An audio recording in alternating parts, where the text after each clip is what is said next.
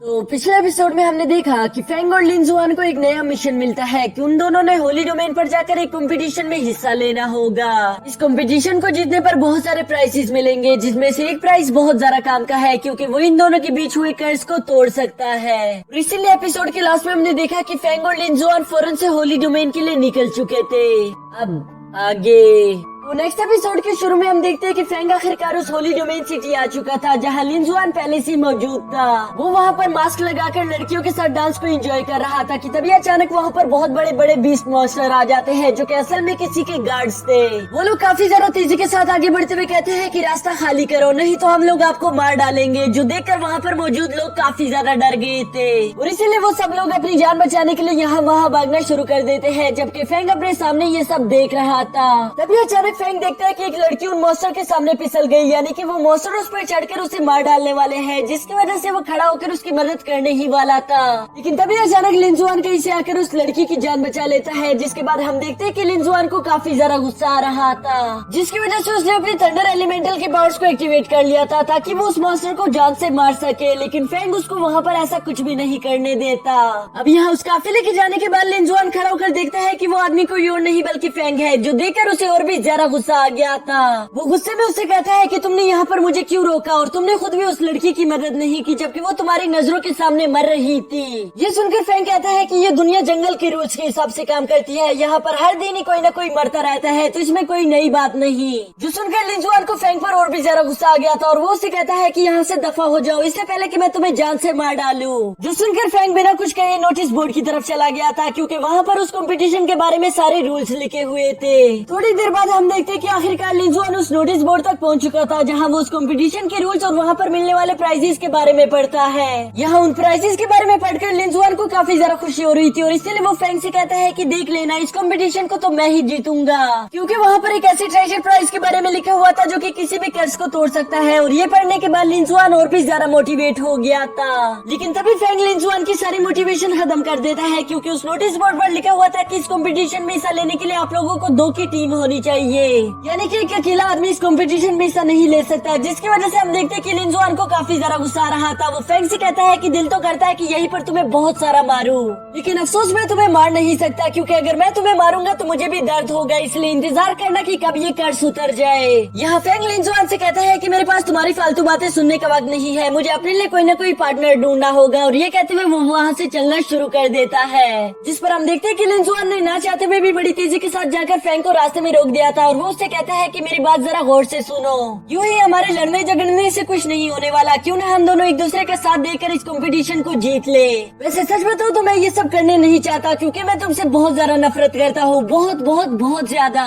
लेकिन तुम जानते हो कि अगर हम दोनों ने मिलकर इस कंपटीशन को जीत लिया तो हमारे बीच का ये कर्ज खत्म हो सकता है, तो इसलिए क्यों ना हम दोनों साथ मिलकर काम करें। जिस पर हम देखते हैं कि फेंग ने उसको मना कर दिया था क्योंकि वो उससे कहता है कि तुम काफी ज्यादा वीक हो। ये सुनकर लिंजुआन को कुछ समझ नहीं आ रहा था, बल्कि वो अपने डोले शोले दिखाकर कहता है कि देखो जरा गौर से मैं कहाँ से वीक लग रहा हूँ। जिस पर फेंग उसके सर की तरफ इशारा करते हुए कहता है कि यहाँ से, यानी कि वो कहना चाह रहा था कि तुम पूरी तरह से बेवकूफ हो। जो सुनकर लिंजुआन को काफी ज्यादा गुस्सा आ जाता है और इसलिए हम देखते हैं कि उसने फौरन से फेंग पर अटैक करना शुरू कर दिया था। यहाँ ये दोनों बिल्कुल ही बच्चों की तरह फाइट कर रहे थे, जिसके आखिर में हम देखते हैं कि लिंजुआन के हाथ पर चोट लगी थी और इनडायरेक्टली फेंग के भी हाथ पर दर्द हो रहा था। इसके बाद नेक्स्ट सीन में हम देखते हैं कि ये दोनों उस कंपटीशन में अपना नाम लिखवाने के लिए पहुँच गए थे, यानी कि ये दोनों एक दूसरे के साथी बनने के लिए एग्री हो चुके हैं, क्योंकि वैसे भी यहाँ पर इन दोनों के पास और कोई रास्ता मौजूद नहीं, यहाँ पर ये लोग वैसे भी किसी को नहीं जानते।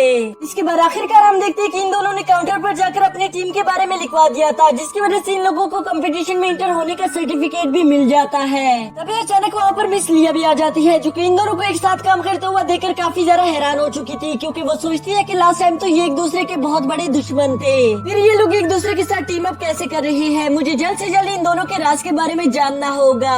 इसके बाद सीन शिफ्ट होकर फेंग और लिंजुआन पर आ चुका था, जहाँ लिंजुआन फेंग से कहता है कि यहाँ पर जगह मिलना बहुत ज्यादा मुश्किल है। मैं काफी ज्यादा मेहनत के बाद आखिरकार एक ही टेंट को खरीद पाया, जिसके बाद वो अपने सामने वाले टेंट को देखता है जो कि काफी ज्यादा छोटा था। ये देखकर लिंजुआन फौरन से उस टेंट के अंदर इंटर हो गया था, जिसके बाद वो फेंग से कहता है कि ये टेंट तो काफी ज्यादा छोटा है, मुझे तो लगता है कि तुम्हें बाहर ही सोना होगा। जो सुनकर फेंग मुंह बनाते हुए कहता है कि कोई बात नहीं, वैसे भी मैं किसी के साथ रहना पसंद नहीं करता। और इसके बाद हम देखते हैं कि वो एक दरख्त के नीचे बाहर जाकर बैठ गया था। और आप लोग तो ये बात अच्छे से जानते ही हो कि लिंजुआन को शांति से बैठना पसंद नहीं, तो इसलिए वो अपनी टेंट से बाहर आकर फैंग को परेशान करना शुरू कर देता है। वो उसको चिढ़ाते हुए कहता है कि वाह, ये टेंट कितना ज्यादा कमाल का है, मुझे तो ना इसमें गर्मी लग रही है और ना मुझे थकान, बल्कि मैं तो इसमें आराम से सो भी सकता हूँ। ये सब सुनने के बाद भी हम देखते हैं कि फैंग कोई खास रिएक्शन नहीं देता, बल्कि वो सिर्फ कह देता है कि इडियट, जो सुनकर लिंजुआन को काफी ज्यादा गुस्सा आ गया था। लेकिन तभी अचानक लिंजुआन को अपने आसपास कुछ अच्छे खाने की खुशबू आ जाती है, जिसकी वजह से वो फैंग से भी सवाल करता है कि क्या तुम मेरे साथ खाना खाने चलोगे। लेकिन फैंग उसके साथ जाना नहीं चाहता था, इसलिए वो अपनी पॉकेट में से खाना निकालकर वहीं पर खाना शुरू कर देता है। जो देखकर लिंजुआन कहता है ठीक है मत आओ, मैं अकेला ही चला जाऊंगा। और इसके अगले सीन में हम देखते हैं कि लिंजुआन एक होटल में बैठकर काफी मस्त खाना खा रहा था। तभी अचानक प्रिंसेस लिया भी वहाँ पर आ जाती है, जिसे देखकर लिंजुआन गुस्से के साथ कहता है कि आखिर तुम यहाँ पर क्या कर रही हो। ये सुनकर प्रिंसेस लिया कहती है कि मैं तो बस यहाँ पर तुम्हारे लिए शराब लेकर आई थी और हमारे बीच जो कुछ हुआ मैं चाहती हूँ कि हम उस सबको बुला दे। जिस पर लिंजुआन गुस्से के साथ कहता है कि क्या तुम्हें याद भी है कि तुमने लास्ट टाइम मेरे साथ क्या किया था। ये सुनकर मिस लिया कहती है कि हाँ मुझे याद है, लेकिन वो सब मैंने नहीं किया था, बल्कि मेरे डीमन ब्रदर ने किया था। वो बहुत ज्यादा जज्बाती और गुस्से वाला है, मैंने तो उसे वहीं पर मना किया था, लेकिन उसने मेरी बात नहीं मानी, इसलिए मैं उसकी तरफ से तुमसे माफी मांगती हूँ। जिस पर हम देखते हैं कि लिंजुआन मुंह बनाकर बैठा हुआ था, क्योंकि उसके दिल में इन दोनों को लेकर काफी ज्यादा गुस्सा है और इसी वजह से वो इन दोनों को माफ भी नहीं कर रहा था। यहाँ जब मिस लिया को मालूम होता है कि ये लड़का तो इस तरह से बात नहीं मानने वाला और मुझे इससे इन्फॉर्मेशन भी निकलवाना जरूरी है, इसलिए वो अपनी दूसरी चाल चलना शुरू कर देती है। वो कहती है ठीक है, आज का खाना मेरी तरफ से, फिर तो तुम हमें माफ कर दोगे ना।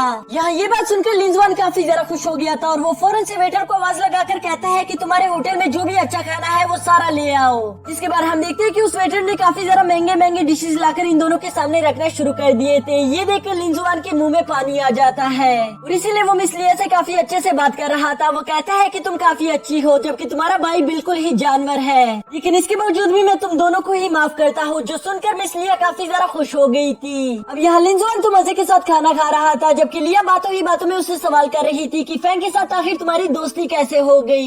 लास्ट टाइम तो मैंने देखा था कि तुम दोनों एक दूसरे के जानी दुश्मन बने हुए हो, जबकि इस बार मैंने देखा कि तुम दोनों एक दूसरे के साथ मिलकर कंपटीशन में फाइट करने के लिए आ गए। ये सब सुनने के बाद लिंजुआन अभी बताने ही वाला था कि ये सब तो मैं उस कर्ज की वजह से कर रहा हूँ, लेकिन तभी वो बीच में ही रुक गया था। वो अपने दिल में सोचता है कि इसे सब कुछ सच सच बताना ठीक नहीं होगा, नहीं तो ये इस चीज का फायदा उठा सकती है। तो इसीलिए लिंजुआन बात को बदलते हुए कहता है कि ये खाने कितने ज्यादा खूबसूरत लग रहे हैं और इसके बाद उसने खाना खाना शुरू कर दिया था, जो देखकर मिस लिया को काफी ज्यादा गुस्सा आ रहा था। लेकिन इसके बावजूद भी वो शांति के साथ उससे पूछती है पहले अपनी बात तो पूरी करो, आखिर तुम दोनों की दोस्ती कैसे हो गई। जिस पर इस दफा लिंजुआन फ्लेक्स करते हुए कहता है कि ये सब तो उस फैंग की वजह से हुआ। वो मेरे सामने गिड़गिड़ा रहा था कि प्लीज मेरे पार्टनर बन जाओ, मैं इस कंपटीशन को हर हाल में जीतना चाहता हूँ, क्योंकि मुझे पैसों की बहुत ज्यादा सख्त जरूरत है, जिसकी वजह से मैं उसे मना नहीं कर पाया। और तुम तो जानती हो कि मैं कितना ज्यादा अच्छा इंसान हूँ। और इसके बाद हम देखते हैं कि लिंजुआन ने दोबारा से खाना खाना शुरू कर दिया था। अब यहाँ काफी सारे प्लेट्स खाली करने के बाद हम देखते हैं कि आखिरकार लिंजुआन खड़ा हो चुका था, जो कहता है कि आज का खाना खाकर मजा आ गया। इसके बाद वो वहाँ से जाते हुए मिस लिया से कहता है कि आज का खाना काफी अच्छा था और मेरी तरफ से बिल देने के लिए बहुत बहुत शुक्रिया। जो सुनकर मिस लिया काफी ज्यादा हैरान हो गई थी। वो उसे रोकने की कोशिश करती है, क्योंकि उसका मतलब था कि मैं यहाँ पर सिर्फ इस शराब के पैसे दूंगी, लेकिन लिंजुआन ने तो उसे बेवकूफ बना दिया, जिसकी वजह से मिस लिया को 1500 सिल्वर टेल्स का बिल देना पड़ता है। और साथ ही साथ यहाँ पर मिस लिया को इस बात पर भी काफी ज्यादा गुस्सा आ रहा था कि लिंजुआन ने उसे कुछ बताया भी नहीं, जिसकी वजह से वो सोचती है कि अब मुझे फैंग से ही जाकर पूछना होगा। अब इसके बाद नेक्स्ट सीन में हम देखते हैं कि लिंजुआन अच्छा सा खाना खाकर वापस अपने टेंट में आ चुका था, जहाँ वो अभी सोने ही वाला था कि तभी उसकी नजर फैंग और मिस लिया पर पड़ जाती है। लिंजुआन इन दोनों को एक साथ देखकर काफी ज्यादा हैरान हो गया था, इसलिए वो चुप चुप कर इन दोनों का पीछा करना शुरू कर देता है। यहाँ दूसरी तरफ हम देखते हैं कि जंगल में ये दोनों एक साथ चलते हुए आपस में बातें कर रहे थे कि तभी मिस लिया फैंग से उस कर्ज के बारे में पूछ लेती है, जो सुनकर फैंग अचानक से ही खामोश हो गया था कि आखिर इस लड़की को उस कर्ज के बारे में कैसे मालूम हो गया। लेकिन इसके बावजूद भी वो बात बदलते हुए कहता है कि मुझे नहीं मालूम कि तुम किस बारे में बात कर रही हो, लेकिन इसके बावजूद भी मैं चाहता हूँ कि अभी के लिए तुम यहाँ से चली जाओ, क्योंकि मैं तालाब में नहाने के लिए जा रहा हूँ। जो सुनकर हम देखते हैं कि मिस लिया को काफी ज्यादा गुस्सा आ रहा था, लेकिन वहाँ से जाना उसकी मजबूरी बन चुकी थी, इसलिए वो वहाँ से चली जाती है। जबकि लिंजुआन देखता है कि फैंग यहाँ पर झूठ नहीं बोल रहा था, वो सच में तालाब में नहाने के लिए चला जाता है। यहाँ लिंजुआन उसे झाड़ियों के पीछे से छुपकर नहाता हुआ देख रहा था कि तभी अचानक से लिंजुआन के चेहरे पर एक कीड़ा आ जाता है, जिसकी वजह से उसने फौरन से पानी में छलांग लगा दी थी। लिंजुआन यहाँ पर जानता था कि फेंग मुझसे सवाल करेगा कि कहीं तुम मेरा पीछा तो नहीं कर रहे, इसलिए लिंजुआन उससे यही सवाल पहले कर लेता है कि कहीं तुम मेरा पीछा तो नहीं कर रहे कि आज मैं मिस लिया से मिला था तो इसलिए तुम भी उससे मिलने चले गए। जिस पर हम देखते हैं कि फेंग उसे इग्नोर करने की कोशिश कर रहा था क्योंकि वो जानता था कि इस इडियट से बात करने का कोई फायदा नहीं। ये देखकर लिंजुआन उसे और ज्यादा चिढ़ाना शुरू कर देता है। वो उससे कहता है मुझे मालूम है कि तुम्हें उस लड़की से प्यार हो गया इसलिए तुम उसका पीछा कर रहे थे, लेकिन सच बताओ तो मुझे इस बात से कोई प्रॉब्लम नहीं है। जिस पर फेंग उससे कहता है कि तुम हमारे बारे में गलत सोच रहे हो, मिस लिया मेरी टाइप की नहीं है, मैं कभी भी उससे प्यार नहीं कर सकता। जिस पर लिंजुआन कहता है अच्छा ऐसी बात है तो ये बताओ कि तुम्हारा टाइप क्या है। जिस पर फेंग जवाब देता है कि वो इंसान जो कि एटलीस्ट तुमसे 3 गुना ज्यादा अक्लमंद हो। ये सुनकर लिंजुआन को लग रहा था कि वो मेरी बेइज्जती कर रहा है और इसीलिए वो उस पर हमला करने के लिए फौरन से उस पर कूद गया था। जिसके बाद वो देखता है कि फेंग तो वहाँ पर नहीं बल्कि वो तो पानी से बाहर निकल चुका था। साथ ही फेंग वहाँ से जाते हुए उससे कहता है कि तुम्हें जरा सा सीरियस हो जाना चाहिए क्योंकि तुम जानते हो कि इस कंपटीशन को हमारे लिए जीतना कितना ज्यादा इम्पोर्टेंट है। ये सुनकर हम देखते हैं कि लिंजुआन भी सोचने पर मजबूर हो गया था कि हाँ ये बात तो सच है कि इस कंपटीशन को मेरे लिए जीतना काफी ज्यादा इम्पोर्टेंट है। और इसी के साथ हमारा ये एपिसोड भी खत्म।